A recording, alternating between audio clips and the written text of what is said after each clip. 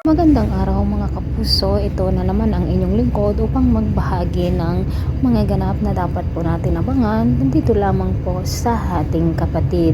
Nakita nga po ni Belle ang paglagay ni Tali ng pera dito sa kanyang bag at pagbibintingan nga sana ni Tali si Belle na siya ang nagnakaw dito, ngunit hindi naniwala sina Tyron at Delia Bagkus at sinabi nila na mas magagawa pa ni Tali na kunin ang halaga na iyon dahil nga si Tali ang nasa cashier at siya lamang ang may hawak na susi.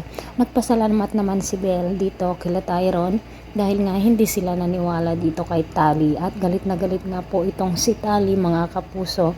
Alam naman kasi ni Tyron na magnanakaw talaga si Tali dahil ginawa na niya noong bata pa sila.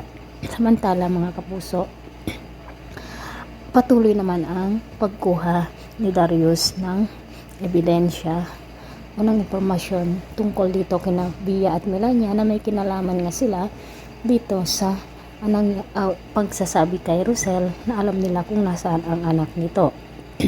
Agad nga na pumunta si Darius dito sa bahay ni Bia at nalaman nga niya na alam ni Bia at Melania na si Belle nga ang hinahanap ni Rosel na anak at sasabihin na nga sana ni Darius dito kay Rosel nang tumawag sa telepono, ngunit pinukpok ni Bia si Darius ng isang display na nandoon sa kanilang istante.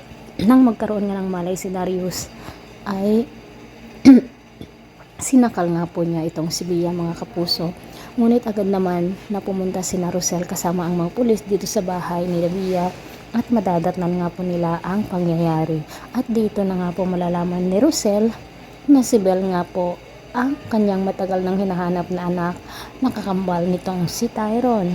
Mga kapuso, talaga pong ang ganda na ng mga episode dito sa ating kapatid at pakatutukan po natin lagi. Maraming salamat sa walang sawang pagsubaybay. God bless.